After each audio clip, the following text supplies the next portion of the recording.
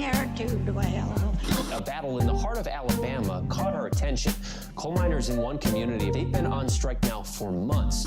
Working as long as 12 hours a day, 7 days a week, in some of the most dangerous conditions.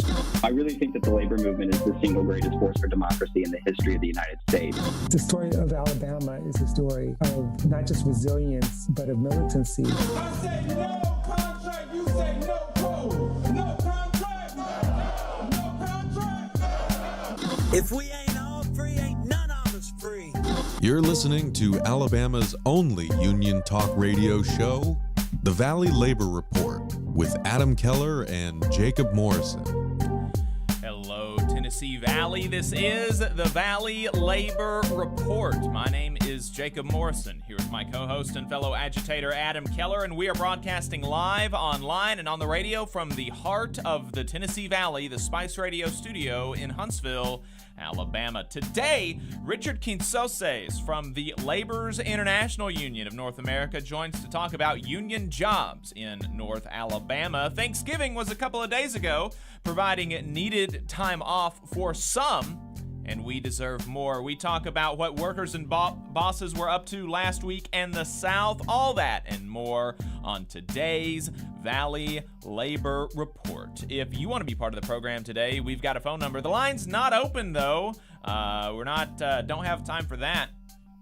Don't have time for calls, but you can text us. You can send us a text message at 844-899-TVLR. If you want us to respond to something on the air, it will be more likely to respond to a text message than something in the chat. But you can also hang out with folks in the chat on YouTube and Facebook. So if you want to send us a text message, that's 844-899-TVLR. That's 844-899-8857. You can also leave us a voicemail or send a text message throughout the week, and we might respond on the next program. If you haven't gotten enough of us by the time that we wrap up here on the radio, or if you just want to see what we're up to throughout the week, you can find us anywhere you find anything online, in particular on our website, TVLR.fm.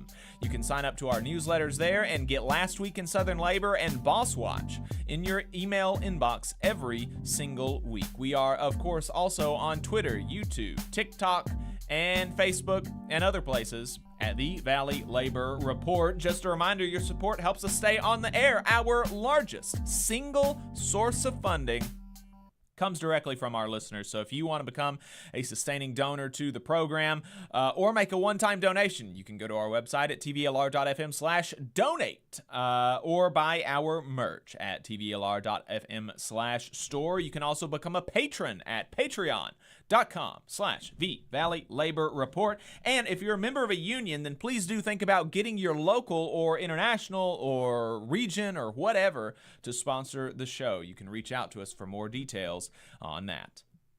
Let me add a disclaimer that any viewpoints or opinions expressed in this program belong solely to their author and do not necessarily represent any organization or sponsor. We welcome all of our listeners, whether you are on YouTube, Facebook, Unclaimed Mysteries Internet Radio, WVNN, WZZA, WHIV, or through your favorite podcast app. We are proud to be part of the Labor Radio Podcast Network and encourage our listeners to check that out. As most of you know, we are not media professionals, just a few diehard unionists who believe that Alabama and the South's labor movement and working class deserve a bigger platform. We're hoping this project can make a difference on that front, and we could not do it without you. We want to thank everyone for tuning in. Whether you're a loyal fan or a first-time listener, we appreciate you spending some time with us this morning. Workers are always on the move in the South and everywhere, and that's why we bring what happened last week in the labor movement in the South to you every single week, because we don't get enough love in the mainstream media, so we try to provide a corrective. So here's what workers in the U.S. South and the American colonies were up to in the week ending on the 24th of November. In new election filings, the employer filed for a union election after a majority of the 237 workers workers at Nursing and Rehab Center Riverwood Center, LLC, in Jacksonville, Florida, showed support for unionization with the Independent Association of Public and Private Employees. 8 workers at the Student Borrower Protection Center in Washington, D.C. filed for a union election with the Office and Professional Employees International Union, OPEIU, Local 39. 3 workers at Alliance Mobile in Bristol, Virginia, filed for a union election with the Communication Workers of America, CWA, as did 3 more in Kingsport, Tennessee. 241 workers at Costco in Norfolk, Virginia, filed for a union election with the International Brotherhood of Teamsters, Local 822. 27 workers at Coca-Cola Consolidated in Beckley, West Virginia, filed for a union election with the Teamsters, Local 175, and 10 workers at Waxwork Records in Harahan, Louisiana, filed for a union election with the Teamsters, Local 270. 55 workers at Evonik in Little Rock, Arkansas, filed for a union election with the United Steelworkers International Union, USW, and 48 workers at Kenergy Corporation in Henderson, Kentucky, filed for a union election with the International Brotherhood of Electrical Workers, IBEW, Local 1701. We had a couple of campaign updates last week where workers who are organizing with the Amazon Labor Union in the company's biggest air hub in northern Kentucky allege illegal retaliation after 11 pro-union workers were given a final written warning for participating in union tabling, a federally protected activity. In an unfortunate update to the union campaign of the staff of the Harris County Democratic Party in Texas, the chair of the party is now challenging the appropriateness of the bargaining unit, which is a common stalling and suppression tactic in union elections. We had a few election results and withdrawals. First up, a petition to decertify Starbucks Workers United as the union representing 20 workers at a location in Roanoke, Virginia, was withdrawn last week, meaning that SBWU will continue to represent the workers at that location. 27 workers at Science News Media Group in Washington, D.C. voted 19-3 in favor of unionization with the Washington-Baltimore News Guild, Local 32035. 20 workers at Aerostar Airport Holdings in Carolina, Puerto Rico voted 18-0 in favor of unionization with the International Association of Machinists and Aerospace Workers, IAMAW. Workers at Lush Cosmetics in Lexington, Kentucky voted 6-1 in favor of unionization with the United Food and Commercial Workers, UFCW, Local 227. 29 workers at Durham School Services, a bus transportation company in Memphis, Tennessee, voted 18-5 in favor of unionization with the Teamsters, Local 667. 17 workers at Starbucks in Midwest City, Oklahoma, voted 13-3 in favor of unionization with Starbucks Workers United. 82 workers at Controls Southeast in Pineville, North Carolina, voted 11-66 against unionization with the United Association of Plumbers and Pipe Fitters, UA, Local 421. That one hurt. Workers at Red Label Dispensary withdrew their petition for a union election with UFCW Local 1000. And finally, workers at Marshall University in West Virginia announced the formation of the Marshall University Workers Union, affiliated with the West Virginia Industrial Workers of the World, IWW.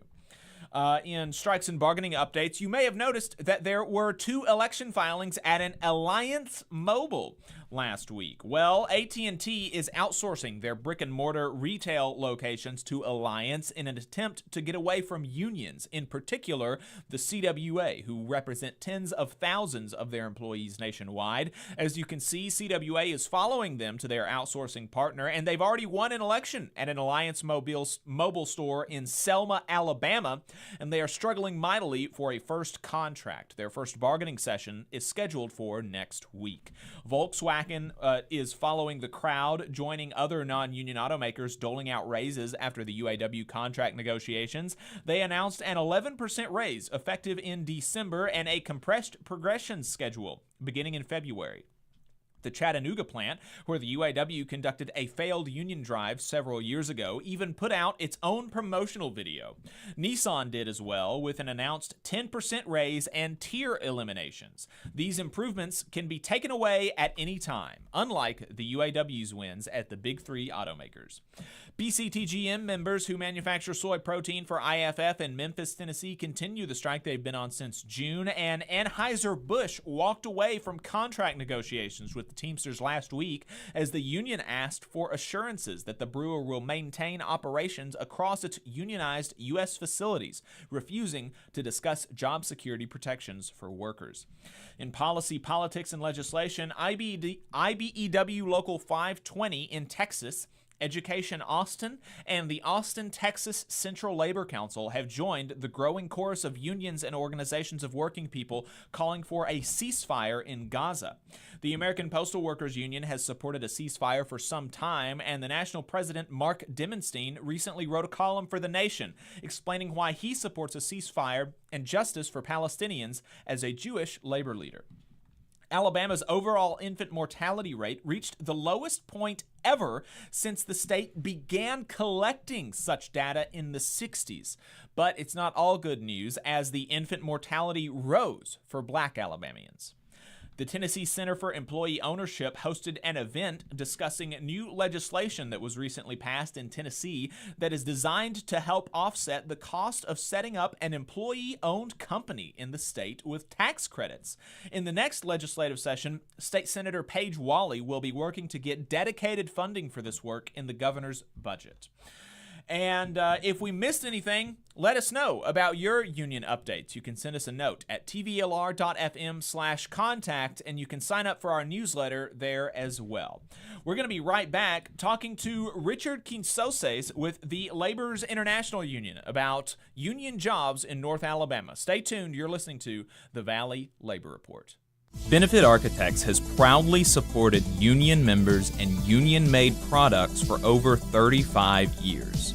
If you are a federal employee and an AFGE member, you're eligible for hundreds of dollars in money-saving benefits, including group life insurance, dental insurance, and AFLAC insurance. Additionally, if you're a union member but don't work for the federal government, you can still qualify for several of these money-saving policies. So give Tate Cure a call at 256-215-6769 for details and to enroll. Again, that is Tate Cure at 256-215-6769. In Alabama, more than 200,000 of our friends and family members are living without health care coverage. Often folks can't stay healthy enough even to keep their jobs. We can fix this. It's time for us to find a way to close the health care coverage gap so that people can remain at work. Let's make this a priority. Let's close this gap and cover Alabama. To learn more and how you can help, visit coveralabama.org. The attorneys at Maples, Tucker & Jacobs have stood with the working people of Alabama for over 40 years, providing skilled legal representation for your workplace injury claims. When you are injured on the job, it can be a scary time.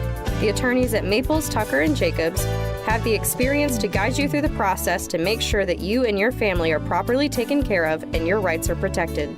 If you need help, call the attorneys at Maples, Tucker & Jacobs at 855-617-9333 or visit online at www.mtnj.com. No representation is made that the quality of legal services provided is greater than the quality of legal services provided by other law firms. Support for the Valley Labor Report comes from the International Federation of Professional and Technical Engineers Union. Learn more by visiting www.ifpte.org. Attention union members, membership organizations, podcasters, or anyone with a payment processing need. The future is here, and your organization needs to be prepared by working with Unionly. With Unionly, your union or organization can take payments on a mobile device, eliminating processing fees, giving you a better price than other payment processing methods, while at the same time supporting a union-friendly business with a specialized skill set to meet your needs. Your members will thank you when they pay their dues at their convenience without waiting in line to deposit cash or check. Start preparing for the future today by calling 206-595-8631 or visiting unionly.io. Are you looking for a better future, a career that can have you set for life, and to be a part of something that's bigger than yourself? If you are, then consider a skilled trades apprenticeship with the International Union of Painters and Allied Trades. The work of IUPAT is all around us, from the industrial painters who work on the bridges to drywall finishers, floor coverers, the glazers who install the glass in our skylines, and so much more. With an IUPAT apprenticeship, you earn while you learn and receive benefits while learning the trade, including a pension. We provide world-class education free of charge. That's right, no student debt. Our starting salaries for apprentices that graduate is above the national median salary with benefits for entire families. And you have the flexibility to take your trade wherever you'd like in the country to work.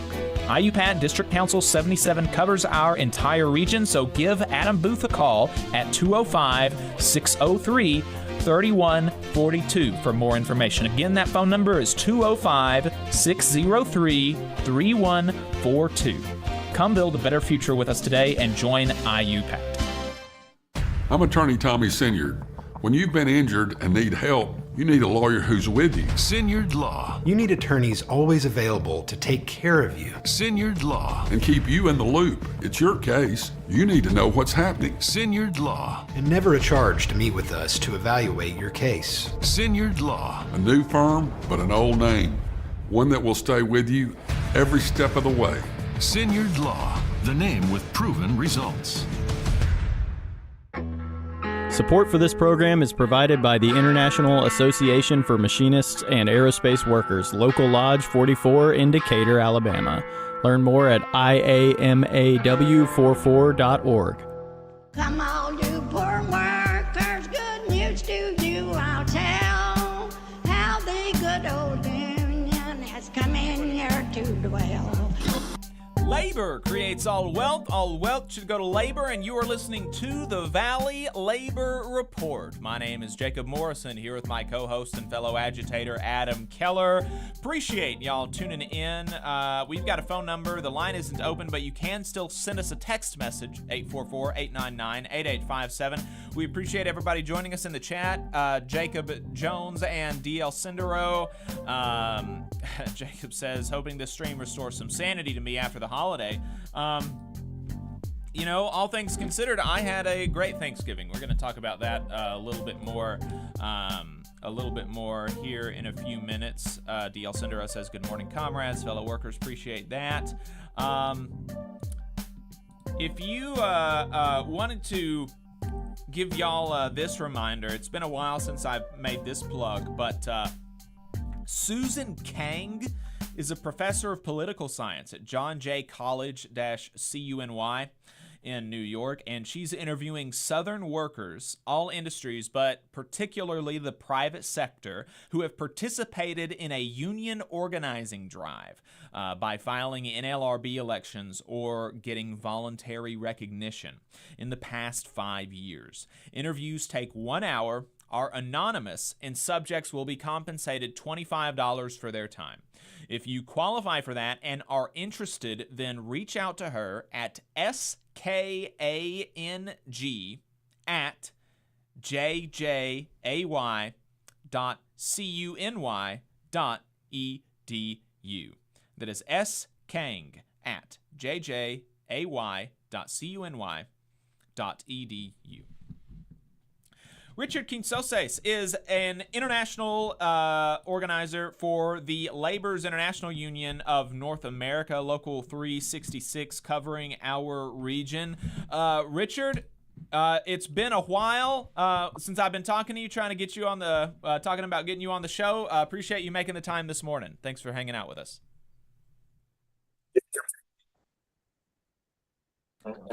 Participating with your listeners and your viewers. Thank you. Thank you. Appreciate it. So, Richard, to start off with, can we talk? Can you tell us about what got you into the labor movement? Why is it that you wanted to do this kind of work instead of anything else? Well, I'm a third generation unionist, right? My grandfather immigrated from Cuba, trying to get away from communism. and came to this country for a better life and a better freedom and joined the union. And so did my father join the union. So did my mother join the union. And I followed in their footsteps, and from the strike lines in New York City to what I do now. I joined building trades. I enjoyed in an aspect of my life when the economy was not doing well. I joined the union, and I joined the laborers union, and it taught me a trade, and through an apprenticeship program that built a career for myself that actually is now in its forefront right here as an organizer with the same organization. And what made you want to come off of the the job site to become a staff organizer for the union and visit a lot of job sites? So Jacob, it's a funny story that you had. It's a really funny story. Thanks for the question. It's came back to right after I was doing a mass concrete pouring job. I was asked to do a 10-day organizing class, and I thought it was a vacation trip. I had planned to pull the bar and all that.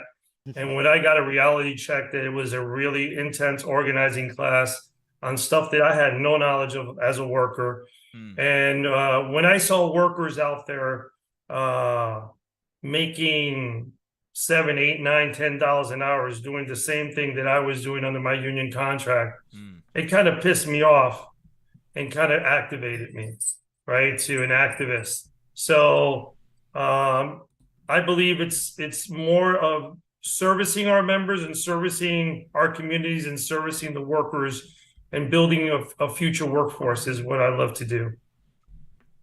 So Local 366 here in North Alabama, they're headquartered in Sheffield, the Muscle Shoals area, but their jurisdiction extends to over here in Huntsville, and they are in your region, the region that you represent.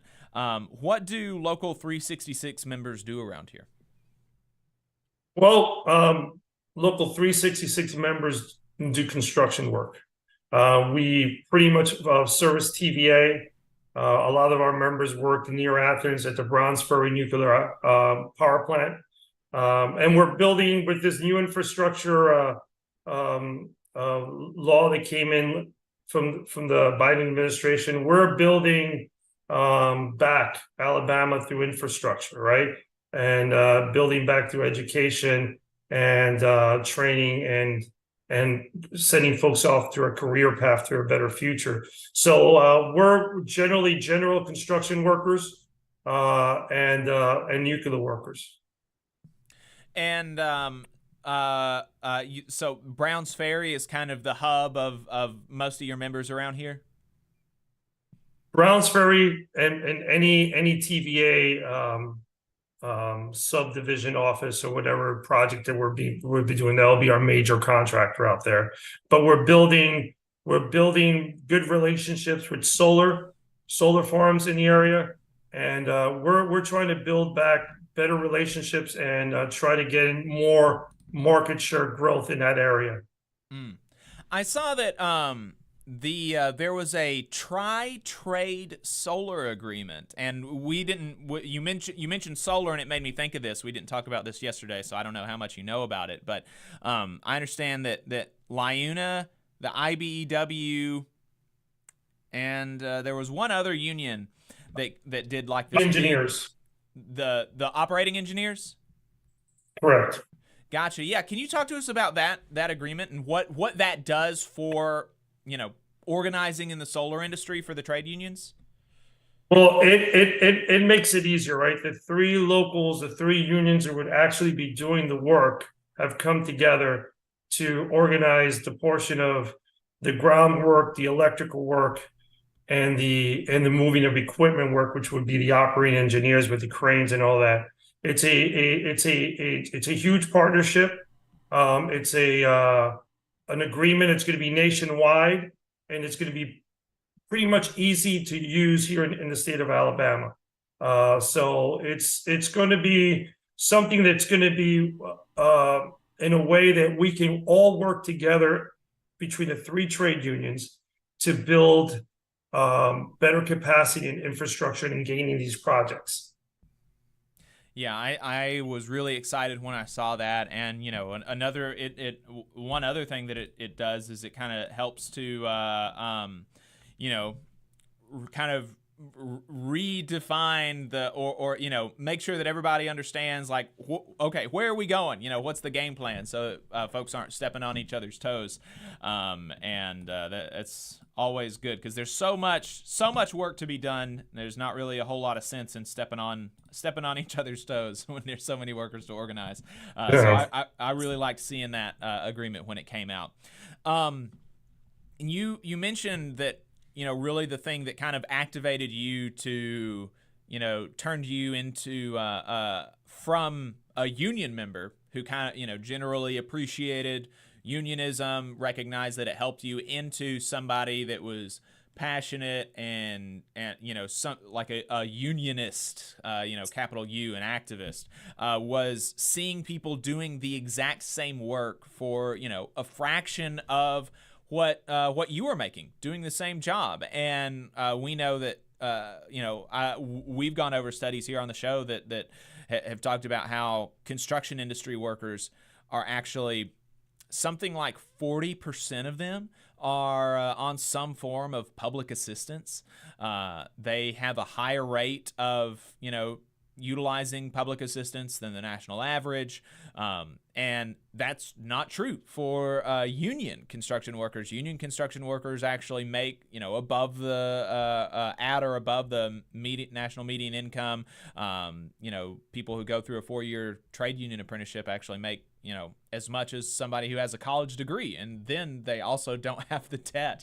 So can you talk to us about the the compensation package that LIUNA members here in North Alabama get? Well, like you said, you broke into the training programs and apprenticeship, right? We're 2024 is looking bright for the laborers.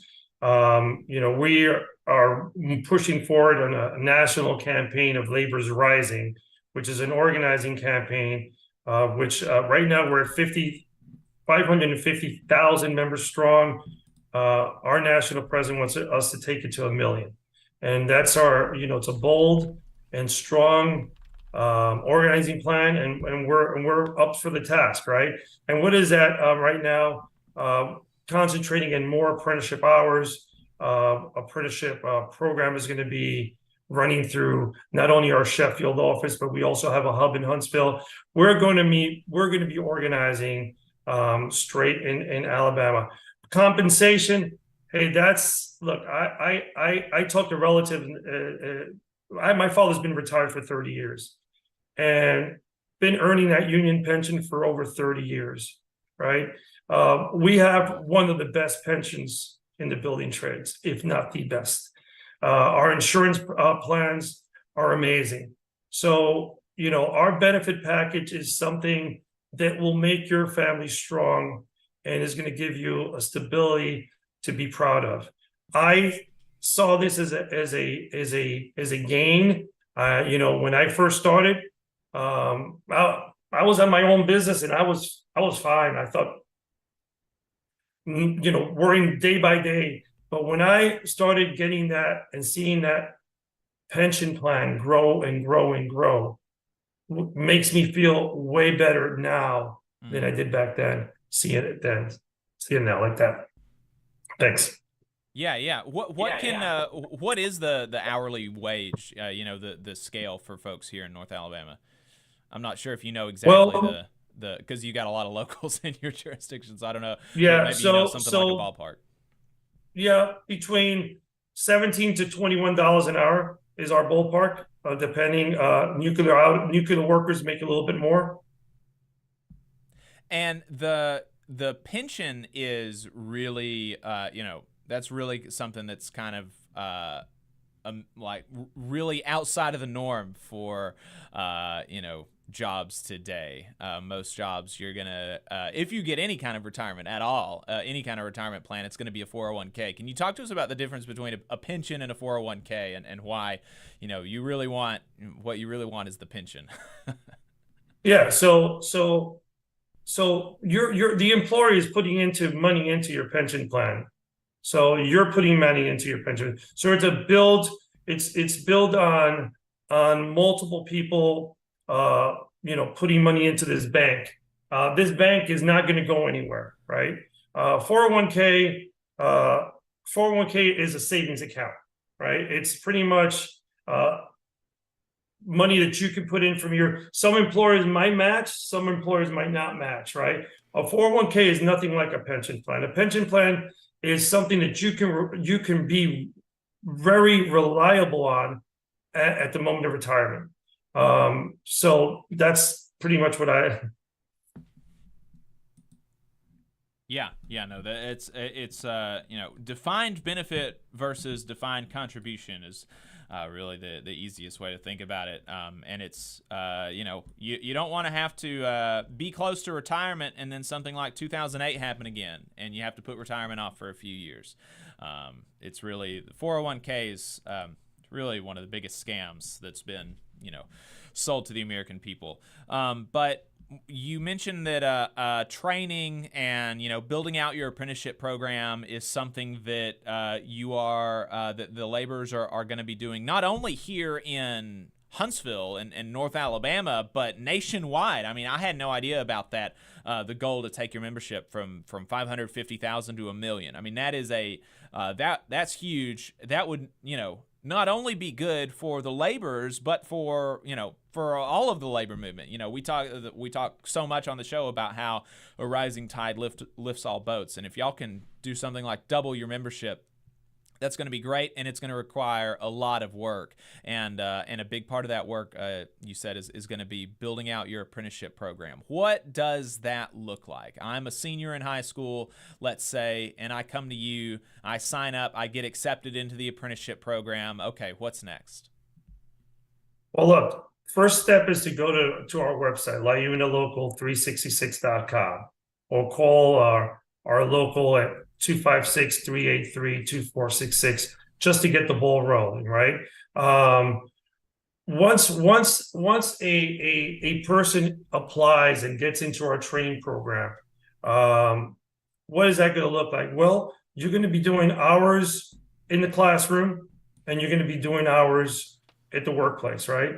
It's a classroom and train on the job and earn money while you're training program, right? So you're going to be earning not the same scale as a journeyman, but you'll be earning a living wage that's going to take you up to that scale, right? As you're going through your training.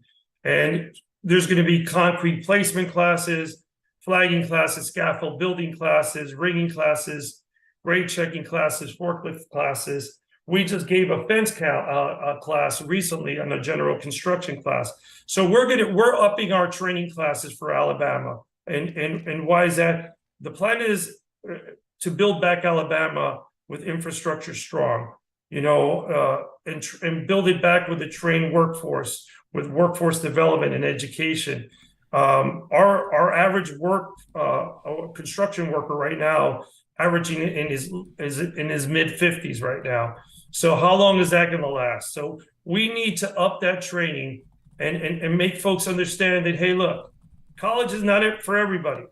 Right. This is a pathway for no loans, no student loans. And this is a pathway to a free education with a career path to a career that you will be proud of. And it opens a lot of doors for you. Look, I was a concrete worker, and now I'm a regional organizer. I work for my union. I work for the people that gave me the opportunity to start with, right? So there's opportunities for everybody that puts that foot in the door and continues moving it forward. You talked about earlier, how important the health insurance and the pension plan is. Does that start as an apprentice? Yes. You're from the moment that you start working on the job, you're working your hours in, right? And once you start accumulating your hours and you have the hours that local requires for your insurance and your pension to kick in, then all of a sudden everybody has it. right now, the only training facility that Local 366 has is in Muscle Shoals, but like Correct. you said, you're wanting to build out the training capacity for Huntsville, and your training center that's going to be at your local hall that you have right now in Huntsville. No, we have a training facility also next in Sheffield, right? In Huntsville, Right. It'll be within our local office, correct? In our local Huntsville office, yes. Gotcha. And for those who don't know, the Liuna Local 366 office in Huntsville is right across from Stovehouse. So very, very centrally located. Once they get that training facility up and running, that's going to be very convenient for area students. So definitely keep that in mind. Okay, so the apprenticeship program, that's a big part of the campaign to build a membership and build market share for the laborers union, but that's not the only way that that's not the only thing that y'all are going to be doing. Y'all are also wanting to recruit journeymen, and you're interested in bringing journeymen onto into the local through your union contractors, getting them to leave their non-union job and come on and start working for a union contractor, or even potentially organizing a non-union contractor. Talk to us about if I'm a journeyman and I want to join Local 366. What steps do I need to take for both of those two pathways? So look, and thanks for asking me that question. We're greater in numbers, right? The reason why in the South, with right to work and everything that the laws that we deal with, it's hard to build that power when we don't have the strength and numbers of members, right? And that's where we're trying to grow in Alabama. A journeyman, if you have the experience and you've been doing construction work, there's a home for you here at Local 366. We're looking for experienced workers that want to earn more money, want to earn that pension, want to earn proper health insurance. And it's as easy as the apprentices coming in, right? LiunaLocal366.com. Go to that website. Call the local at 256-383-2466. Reach out to me, Richard, one of the organizers on the ground.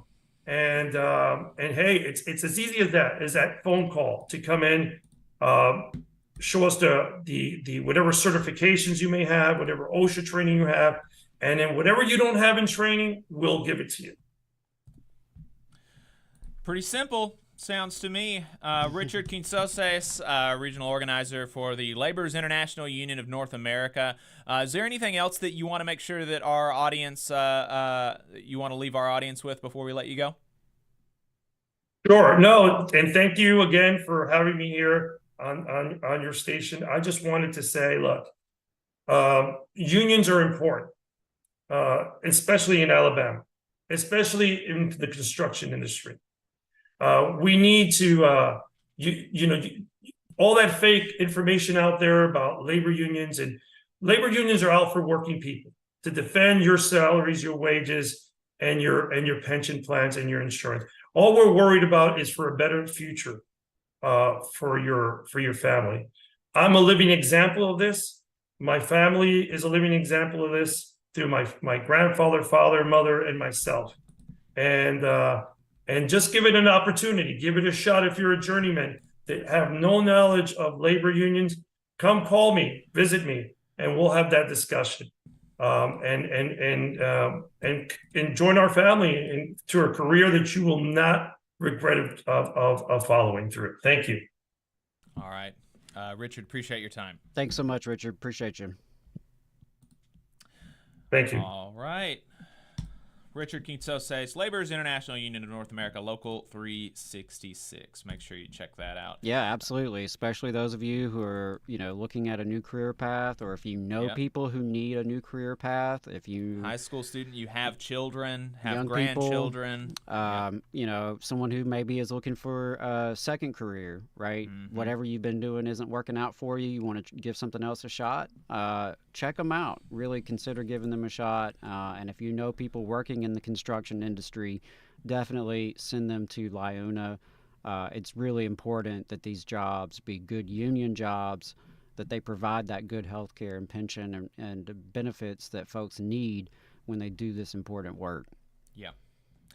Appreciate everybody in the chat. Austin, Quirky Geek Girl, Leeler, and Jared. Good morning, everybody. Appreciate y'all tuning in. So Thanksgiving was just a couple of days ago. We're all still coming out of our food comas. I had some great food as always. My mom makes some amazing turkey dressing. The best there is comes from my mom.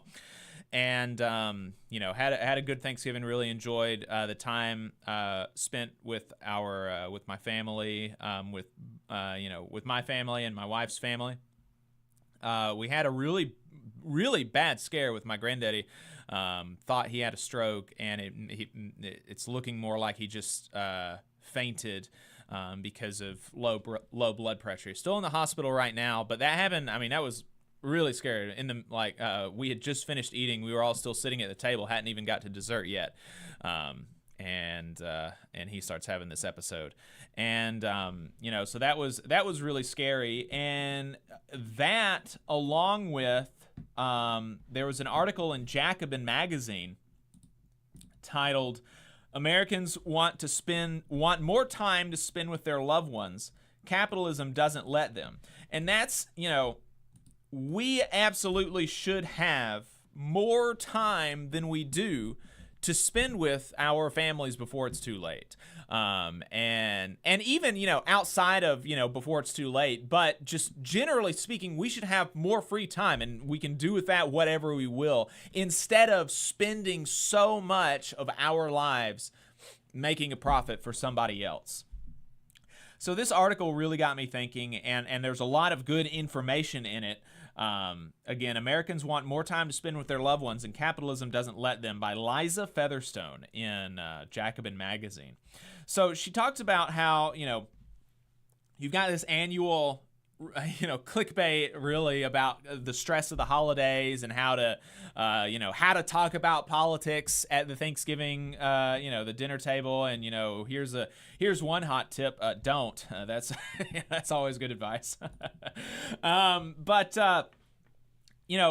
With all of those, she says, you might really think that we are a nation of Scrooges. We hate our families. We don't like holidays. We don't like family dinners. This is all terrible. We hate it so much. But that's not actually true, according to the data. Most of us love being with our family and friends. That's shocking news. But according to a recent study from the Pew Research Center, spending time with family far outweighs other priorities, with about 9 in 10 Americans calling it very important or one of the most important things, and no other response came close. Religion and exercise were neck and neck for the second place, but far behind, and career success trailed those two. And she mentions that, the political right, conservatives, Republicans, they make a lot of hay about being, we are the family values camp, right? These are the people that supposedly care more about families than other people, than unions, or than the left. But this, the desire for more family time is not correlated at all with party affiliation. It is equally true of Democrats and Republicans. So that's kind of something interesting to think about. And then, even beyond family, Americans also place a premium, she says, on friendship. About 6 in 10 U.S. adults report having close friends is, quote, very or extremely important, unquote, to a fulfilling life, a much higher proportion than say the same about possessing lots of money or even being married or having kids.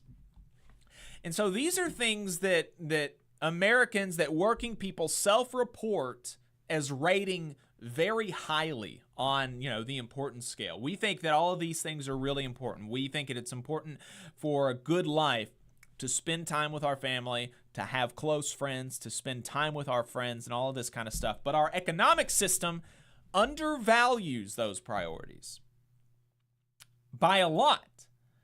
Americans clearly want the company of their loved ones, Liza says, and not just on holidays.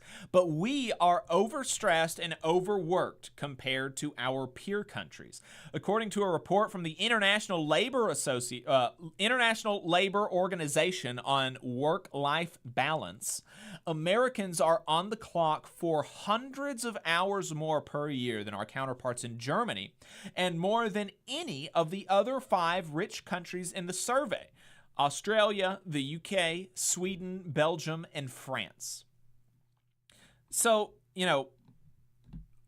we are always sold this message about America, the United States, being the best country in the history of the world. And the reason for that is that we are supposedly the most free country in the world.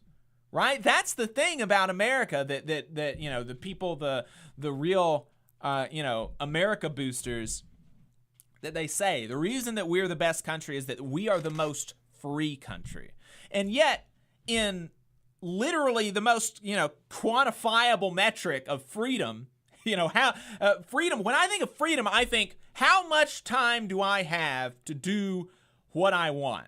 Right? That's kind of, that just, or when I think of freedom, I think of doing what I want, right? Being unencumbered by restrictions and things holding me down, holding me back from accomplishing my hopes and dreams and anything else that I want to do. That's what, and I think that's a very common view of freedom. Right? I don't think that this is a strange view of freedom. I think it's a very common view of freedom. That freedom is the ability to unencumbered do what I want, obviously within reason. Your freedom to throw your fist ends where the other person's face begins, right? That's a very common view of freedom, and yet, in the most quantifiable way that we can measure freedom, we are literally one of the least free, industrialized, and developed countries on the face of the earth, meaning we are shackled to the workplace, which is, as a reminder, a place where we leave our rights as a citizen at the door. We spend more hours in this tyrannical place. Definitionally, tyranny is a situation where you don't have control, where somebody else is controlling you and the surroundings and your your conditions, right? That's kind of what people think of when they think of tyranny. And what else does that describe but the workplace? We spend hundreds of more hours in a tyranny than these other industrialized, developed, and rich countries. It's very difficult to think of a more, a better kind of substitute or a better indicator of freedom than free time. And yet we have the least free time of basically any industrialized and developed country. And so this is very, it's very concerning when you think about that. Similarly, going back to the article, family dinner time is becoming a rare event, especially for poor and working class Americans. This is really wild. Only 38% of Generation Z reports having regular family meal times. Among Americans without a college education, the percentage who grew up having dinner with their families is the same. In contrast, more than 6 in 10 Americans with a postgraduate education had family dinner together. Most parents, more than 2/3, also wish they could share supper with their kids more often, making food-centered holidays like Thanksgiving particularly special, and for many, freighted with the pressure to make the most of it. And so that's why, Thanksgiving is good, but it's not enough. We really need more. America needs more freedom, and that's really my kind of controversial take on Thanksgiving. We need more of it. We need more Thanksgiving. And I started it off by saying, there's a lot of people. Thanksgiving was a couple days ago. Most of us, I think, or a lot of us were off of work. But there's some of us who don't even get Thanksgiving, right? There are some people who have to work on Thanksgiving, one of the few days that we're supposed to have, to spend with our families. In one of the least free time having societies in the industrialized world, there are still people who don't have this day of the year to spend with their families. And including some people in union workplaces. This was, this was convenient for me, but I would have rather just been inconvenienced and have to have, maybe gone to my neighbor for this. But I went to Kroger on Thanksgiving morning and I got eggs, a union workplace. And, shouldn't have been able to do that. I should have just had to borrow eggs from somebody. And those people are having to sacrifice this really important day for what? I mean, for really not a good enough reason. So yeah, there we go. We need more freedom. We need more free time. And really the way to do that is by not only being in a union, not only joining a union, but really being active in it and being militant in it.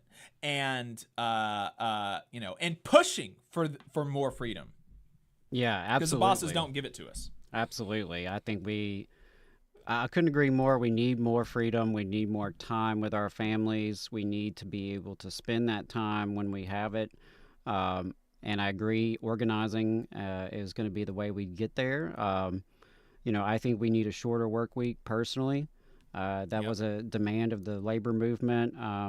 We came really close in the 1930s. The UAW brought it back up in recent months and their struggle with UAW. I think it's worth a conversation at the very least, especially when you share the statistics about how much more Americans are working than other countries already. You think about the fact that so many Americans are having to work over 40 hours a week to make ends meet. Yeah. That's ridiculous, right? Absolutely. And in terms of working on holidays, again, I agree with you. I would like to see everybody possible get those days off. And when folks have to work on holidays, they absolutely should have unions fighting for them to get, double pay on those holidays. I think that is a reasonable thing. Double pay or triple pay. Right. Absolutely. Absolutely. You should totally receive a premium for missing time with your family and, instead spending time at work. And so if you had to work on Thanksgiving and you didn't get paid extra for that, I'd encourage you to organize. Absolutely. Yeah. Because that is a big problem. That is a major problem. We need more time for family, more time just for ourselves to do what we need to do. Too many folks are having to work too many hours, even in union workplaces, like you said. We interview people all the time, and we hear people talking about 50-hour work weeks, 60-hour work weeks, 12-hour work days. Yeah, that's unacceptable. It's unacceptable in the year 2023. It's about to be 2024, right? Yeah. With the technology that we have, the capacity we have, it's just, that is not acceptable for this day and age. Right. We're getting, I'm getting text people telling me that they had to work on Thanksgiving at Walmart, and that's the other thing is that the who are the people that actually have to work on Thanksgiving? It is really kind of the people at the bottom end of the economic strata. It's not, the rocket scientists, right, at NASA. They're generally speaking, they're not going to be the ones that have to work on Thanksgiving. It's the people who have the least ability to say no, who are the most economically precarious, but there are some people who have been able to secure, like, okay, look, if you're gonna make us work on Thanksgiving, we're gonna make a lot of money. And John Ryan on Twitter, who is the Teamster UPS driver behind Union Drip, the Union Drip Twitter account, he said that UPS drivers on the West Coast today, which was yesterday, actually on Friday even, Thanksgiving Day and Friday, Black Friday is holiday pay for Teamsters at UPS, at least on the West Coast. $111 an hour for UPS drivers on the West Coast for Thanksgiving Day and Friday. And, look. At those rates, I'd think about it. Yeah, Absolutely. I would think about it. You give me $100 an hour, and I'm going to be like, okay. I would talk to my family about that, and we'd have a conversation, right? And maybe we can reschedule Thanksgiving. Right.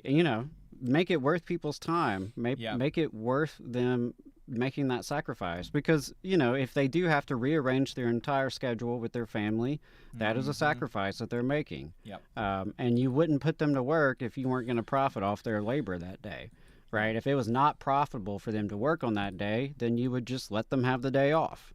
And in some cases you have to wonder, how profitable is it really? Like some of these stores that stay open on Thanksgiving, how much money are they making really?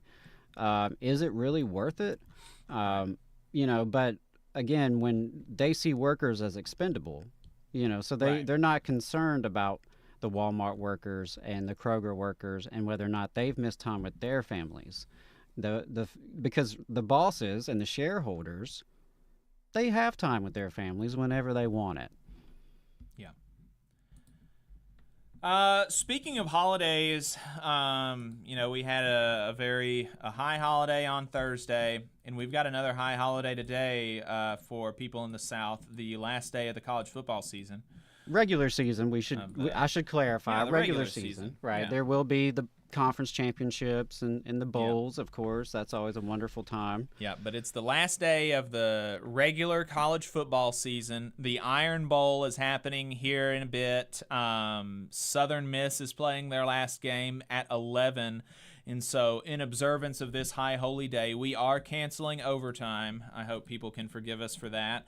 But we are canceling overtime in observance of the high Southern holy day of the last day of the college football season. I think in the spirit of our last conversation, had there been more donations to TVLR.fm/donate, I would consider missing the Iron Bowl. I would keep on going through the Iron Bowl if y'all donated enough. But there you go. So keep that in mind for next year. You want us to do overtime on the day after. The Saturday after Thanksgiving, give us triple time. That's right. Yeah, triple time. I'll think about it for sure. Yeah. Big day in Alabama. Yeah, absolutely big day in Alabama. And when you think about when you think about college football, you should think about great time, good time with your families. Another kind of Thanksgiving-esque kind of day, a day to spend with your family and have some fun and maybe get a little more rowdy than you would on Thanksgiving. But you should also, in the spirit of the conversation that we're having centering around workers, you should also think about the people who are making it possible to watch the Iron Bowl or, the last Southern Miss football game, if anybody watches that. I don't know if, me and 5 other people are going to watch this game. So Adam and the other 5, y'all should think about the college football players who do not get paid money for this, to do this. They are finally starting to open up the name, image, and likeness stuff to get paid, but still not nearly enough. College football players are kind of at that level, or at a school where they have enough boosters to do this for a lot of people, or there are a lot of college football players that are not at that level that are still doing so much work and providing so much value in the form of entertainment for so many people across the country, and who, do not get paid for it, who don't get paid for it.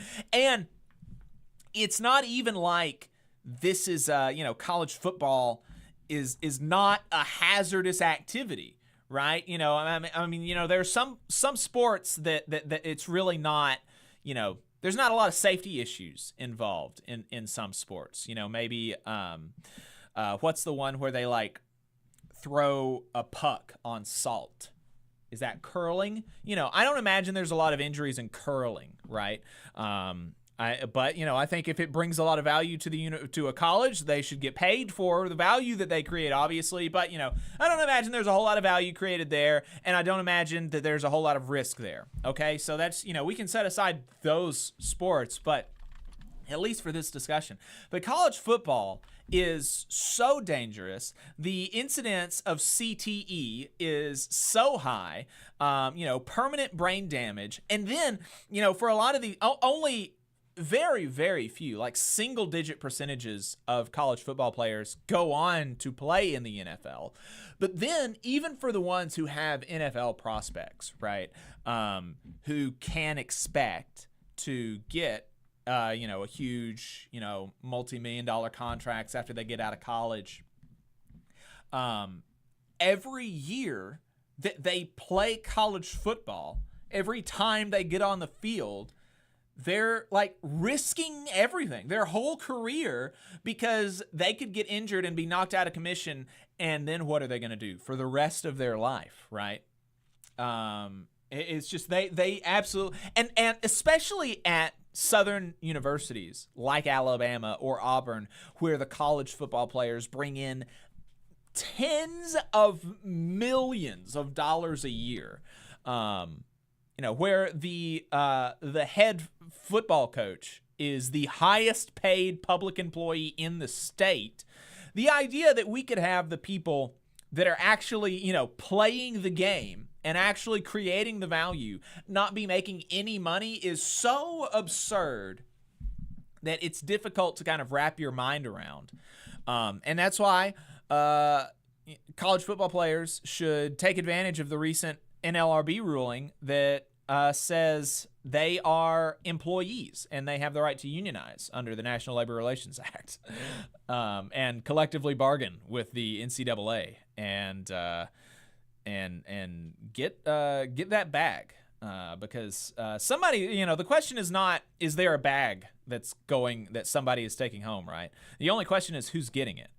And right now the people who are getting it are people who are sitting on their bums.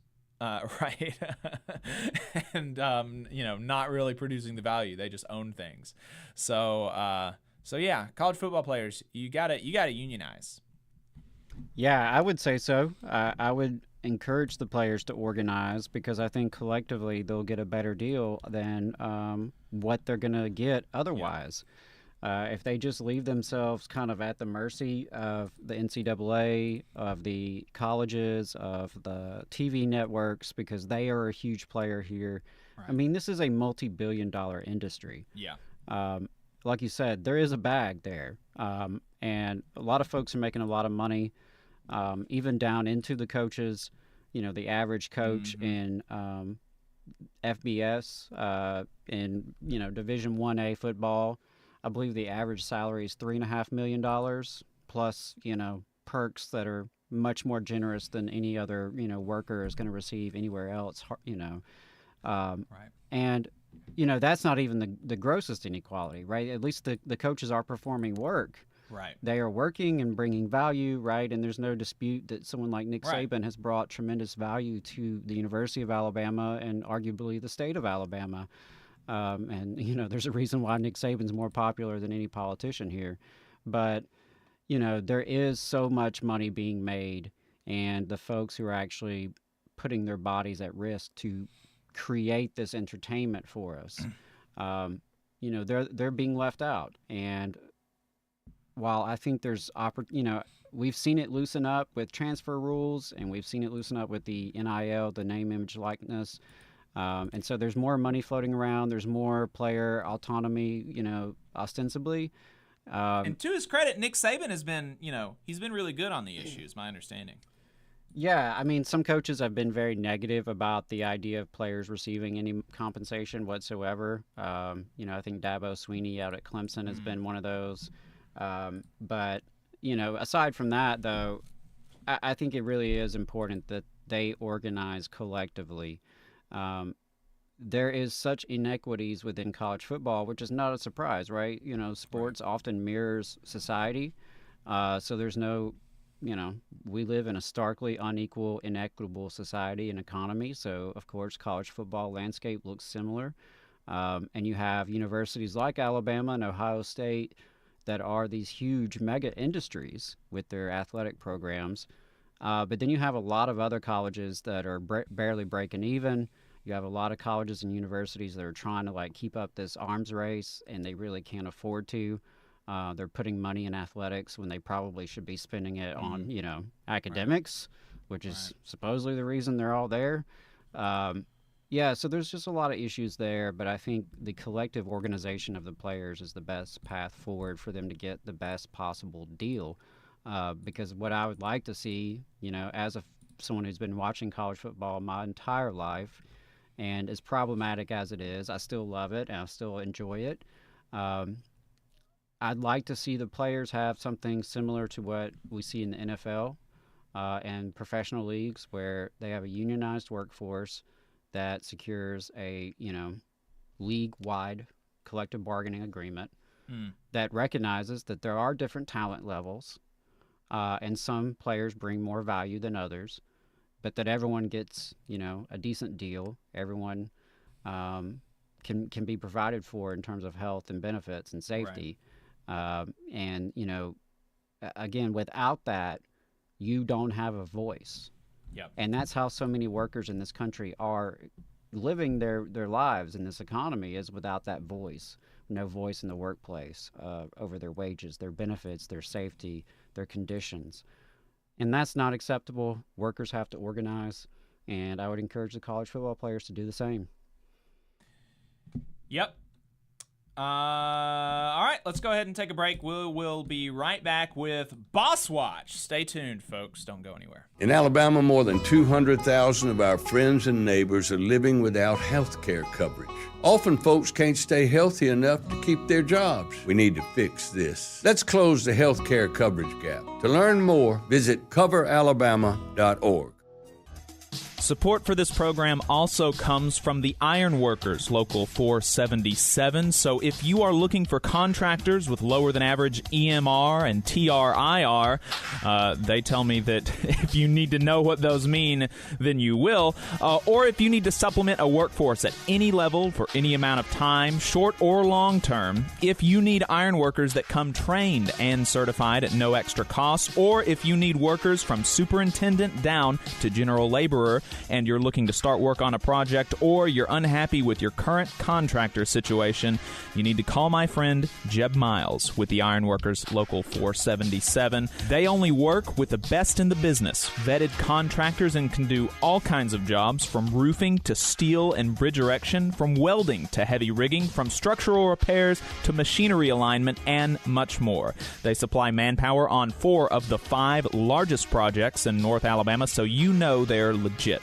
If you need good quality, safe, efficient, diligent, and knowledgeable workers on your job, then you need the Ironworkers Local 477. Call Jeb Miles at 256-383-3334 or via email at local477@bellsouth.net, and make sure you tell them that you heard about them on the Valley Labor Report. We're the nurses, firefighters, and claims representatives that help keep our government services running. We respond to natural disasters. We care for our nation's veterans, and we investigate discrimination in the workplace. We are federal and D.C. government workers, and we are proud to serve the American people. Working in more than 70 agencies across the government, we know we can fulfill our mission because our union has our back. Learn more at afge.org. Paid for by the American Federation of Government Employees, AFL-CIO. The Laborers International Union of North America, Local 366, is proudly recruiting North Alabama workers to work construction and nuclear plant maintenance. If you're interested, please contact Donna at their training center to start the process. That phone number is 256-415-7452. Again, that phone number is 256-415-7452. No experience is needed. Free training is offered, but you must be able to pass a background check and a drug test. Local hiring that grows our community with good-paying jobs that have benefits is their mission. Live better, work union, Local 366, feel the power. Support for this program also comes from the Mid-South Council of Retail, Wholesale, and Department Store Union. Learn more at rwdsu.info. I'm Attorney Tommy Sinyard. When you've been injured and need help, you need a lawyer who's with you. Sinyard Law. You need attorneys always available to take care of you. Sinyard Law. And keep you in the loop. It's your case. You need to know what's happening. Sinyard Law. And never a charge to meet with us to evaluate your case. Sinyard Law. A new firm, but an old name. One that will stay with you every step of the way. Sinyard Law. The name with proven results. As labor union members, we face our share of challenges in the workplace. But today, I want to talk about a different kind of challenge, the climate crisis. We've all seen the fury of Mother Nature, the storms that can turn lives upside down in an instant. That's why Hometown Action is launching our Climate Protection Project. We're heading out to 10 rural communities, listening to local folks, and taking action with them to protect communities impacted by climate disasters. And we need you, our union brothers and sisters, to join us. Together, we'll make a difference. Our strength on the job is undeniable, and now it's time to put that strength to work for the planet. Let's protect our communities, our families, and our future. Visit hometownaction.org today and sign up to volunteer for the Climate Protection Canvas. Come on, you poor workers, good news to you I'll tell. How the good old union has come in here to dwell. Alabama's only union talk radio show. This is the Valley Labor Report. My name is Jacob Morrison, here with my co-host Adam Keller. If you've got anything to add, you can send us a text message. The phone number is 844-899-8857. We got a note in the chat that our audio, the show audio, was lower than the ads, so we tried to turn it up, I think. Sorry about that. We also got a text message from Randy from UAW Local 3047 out of Elizabethtown, Kentucky. He asks if we could speak on the NLRB ruling from August 25, 2023, the CMEX ruling, the famous CMEX ruling. And yeah, I can basically, just say what the consequences of it were. We did a deep dive on it, or a deeper dive on it. Actually, while it was working through the, we did a deeper dive on the facts of the case while it was working through the NLRB. And then we talked some more about, okay, like what does it do now that it is the law of the land? But I can absolutely reiterate it because it's a very, very consequential ruling from the National Labor Relations Board. And Randy helpfully provided me the link to the press release from the NLRB. Thanks, Randy. But they mentioned that, so what this does, the CMEX ruling, is it revives in part the old Joy Silk standard of representation elections and whether or not how much power employers have to force a secret ballot election. And so the Joyce Silk standard was that basically employers had to prove that they had a good faith doubt that a union did not have a majority when they said they had a majority support. So if a union under Joyce Silk, if a union comes up and says, look, we got a majority support for the union, recognize us. Under Joyce Silk, it was on the employer to prove we don't believe the union. We think they're lying, and that's why we want to have an election. But the CMEX is different, and I think it really threads the needle really well. I think it does. You kind of get the best of both worlds there. But so under this framework, when a union comes to an employer on the basis that a majority of the employees in an appropriate bargaining unit have designated their union as their representative, as their bargaining representative. So a union comes up, says, hey, look, we got a majority support among this bargaining unit. Recognize us as the union and begin bargaining for a contract. Okay? Under that situation, an employer must either recognize and bargain with the union immediately or promptly file a petition seeking a union election. And you've got to do that within 10 working days, is my understanding. However, if an employer who seeks an election commits any unfair labor practice, regardless of how, inconsequential, if they commit a single unfair labor practice during the course of an election, the petition will be dismissed, and rather than rerunning the election, the board will order the employer to recognize and bargain with the union. And the legal theory there is that, look, if an employer breaks the law, right, during a union election, and illegally interferes in any way with their employees' right to a union, then that undercuts their claim to have had a good faith doubt that the union lacked a majority support for the union.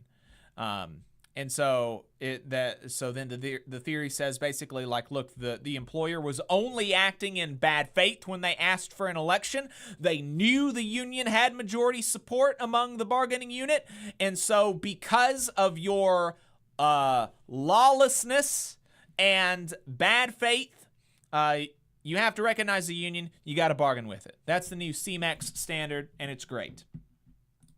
Okay. So last week in Southern Labor, we talk about what workers were up to last week in the Southern United States and the U.S. colonies. We do the same thing for bosses, because on the flip side, working folks are always, you turn on the local news, you're always seeing mugshots for this or that, kind of petty crime generally, and even up to murder.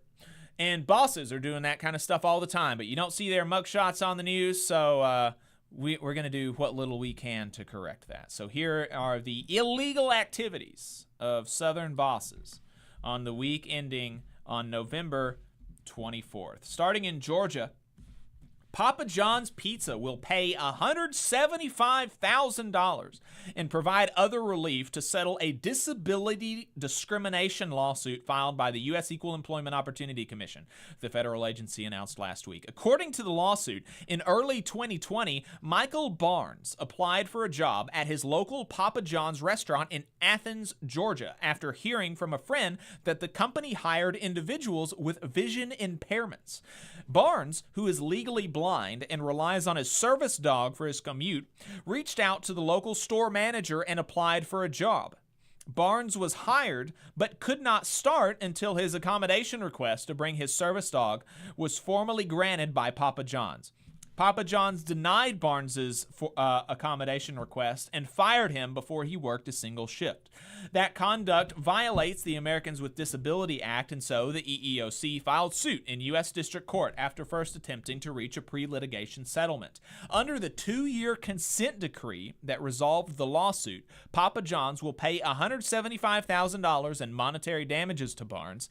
It will train its employees on the ADA, review its employment policies, and allow the EEOC to monitor complaints of discrimination or retaliation.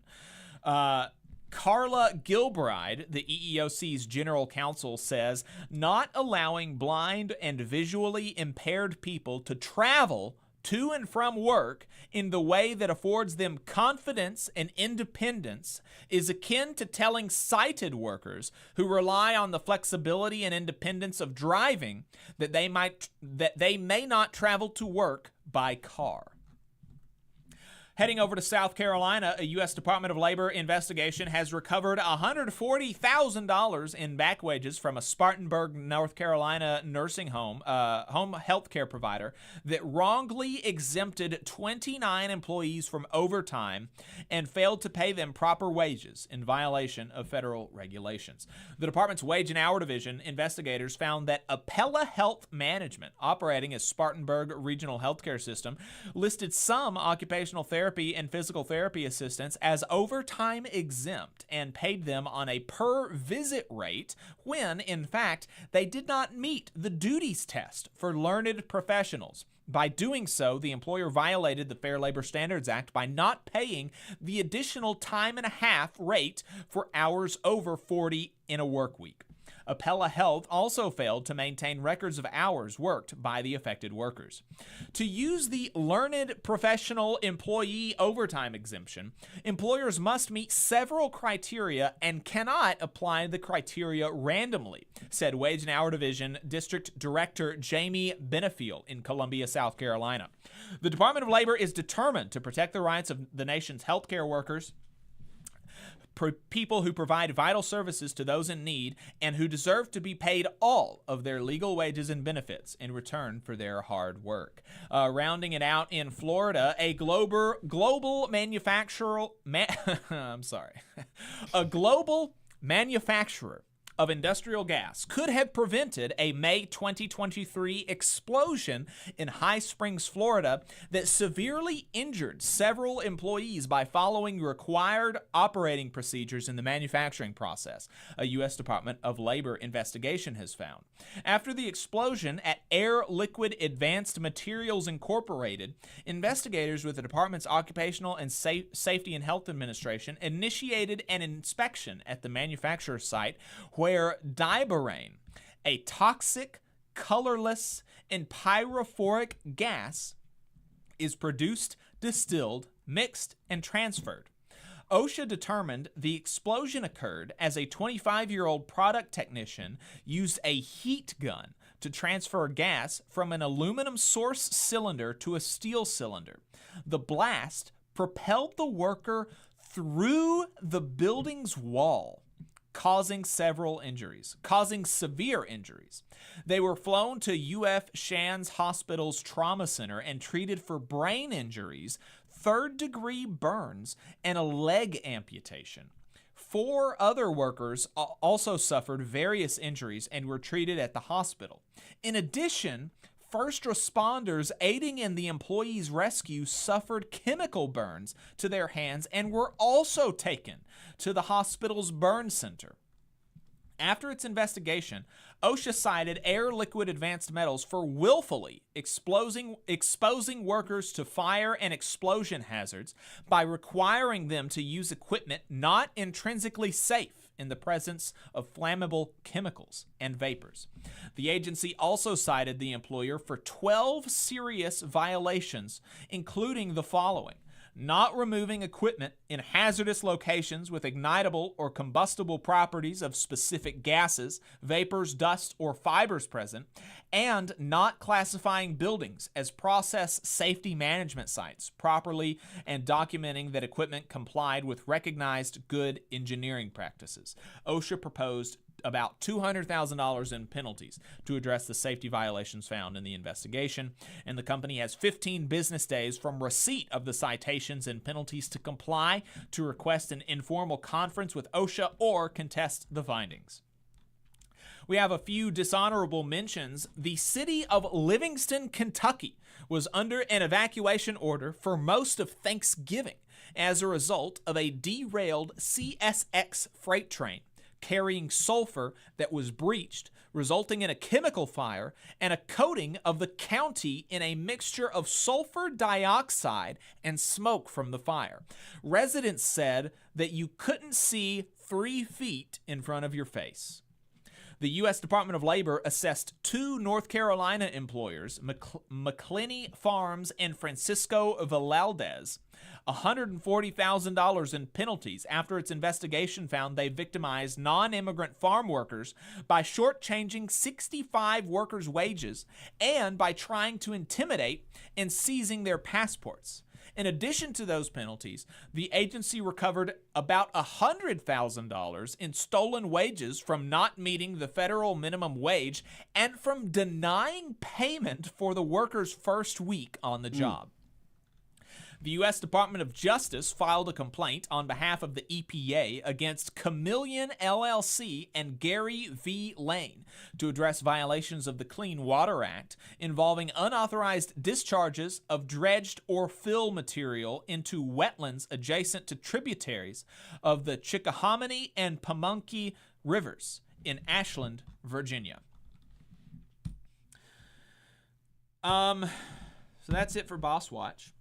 We've got we've done a lot this year, and we're going to round out with a $1,000 fundraising goal for us to help us expand our fundraising efforts. So this $1,000 that we want to raise, basically we want to use that to be able to run a really well-organized fundraising campaign in the next year. So paying for postage, paying for flyers and letters to go out to potential donors and potential sponsors, unions, labor councils, labor lawyers, labor-friendly organizations, stuff like that.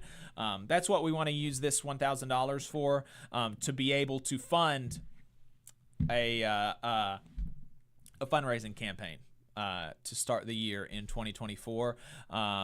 And we are looking to expand our radio footprint. The right wing and creeps like Rush Limbaugh took over the radio, and organized labor's got a lot of money, so so we could do that if we wanted to, and we want to help make that happen. We have our eyes set on several media markets in Alabama and across the South, but we got to have money to make that happen. So that's what we want to do. We want to raise $1,000 by the end of the year to help us kick off a fundraising campaign in 2024. So I'm going to set up a link. I'm going to set up a donation link for a fundraiser where we can see and track the progress, and y'all can see and track the progress. In the meantime, though, if you want to go ahead and donate to us, or if you're not a recurring donor and you regularly listen to the program, then do consider becoming a regular monthly donor. TVLR.fm/donate. If you can't do that, but you've got a little extra scratch on you this week, you can also make a one-time donation at the same link, TVLR.fm/donate. And we would really appreciate it. We'd really appreciate your support. That's how we're able to do the show. It costs a lot of money. We pay to be on the radio on 2 commercial radio stations. We get to be on the radio for free on a nonprofit radio station in New Orleans because they like us. But we do pay to be on 2 commercial radio stations, and so that takes money. We also pay everybody that's not myself or Adam. We pay everybody involved in the project $20 an hour. So we're reasonably proud of that. Obviously, $20 an hour is we'd like to be able to pay more, but for what we're doing, I think we're doing pretty good by paying $20 an hour. We are cooperatively, democratically run. I can't, neither myself nor Adam can just fire somebody. We're democratically run. We got to run big decisions like that through the entire project, through a democratic decision-making process. So we try to live our values in that way. So yeah, tvlr.fm/donate. If you could donate, help us kick off the next year right by having a organized and professional fundraising campaign and trying to get on more radio stations. I don't know if Adam. Well, we've only got a couple of minutes, so we can go ahead and do the plugs. Labor Notes is they're doing a series of online trainings as they always do. This month they have caucus development getting started. That's going to be on December the 7th, so check that out. What to do when your union breaks your heart. It's going to be on December 5th. Find out more at labornotes.org/events. You can also sign up for their conference in April at the same link. You want to go ahead and register. Get that early bird registration, $140, super cheap for probably the best union convention around. I've never been to one that is more fulfilling, interesting, useful, or galvanizing and inspiring. There's just no contest. If you want to go to a union convention, you want to go to Labor Notes. Adam is working with Alabama Arise to develop and host an advocacy training in January in the Huntsville area. Let him know if you're interested and you got ideas. He may do an Alabama issue preview on Zoom the second week of December if there's enough interest. So holler at Adam for that. Adam at alarise.org. That's your email, right? Yes. Adam at alarise.org. The Tennessee Valley Progressive Alliance is holding its next meeting December 5th in the main Huntsville Library Auditorium at 6 p.m. And there continue to be protests in Decatur regarding the police killing of Steve Perkins. We've also seen protests in Huntsville regarding violence in Palestine and the Congo. There are groups meeting every month in the area, like the North Alabama DSA and the Huntsville Citizens Climate Lobby, that are trying to make a difference. So if you're in the Tennessee Valley and want to get involved, you can, and we encourage you to. And in every union and every labor council, there's a need for more volunteers wherever you live. One of the most important things you can do to grow working class power and build a better future is to get involved in your union and or labor council. You don't have one, now's the time. Check out our Unions 101 and 201 playlists on our YouTube channel. But yeah, that's going to be it for us this week, folks. Appreciate everybody's time. No overtime this week, so we'll see you next week.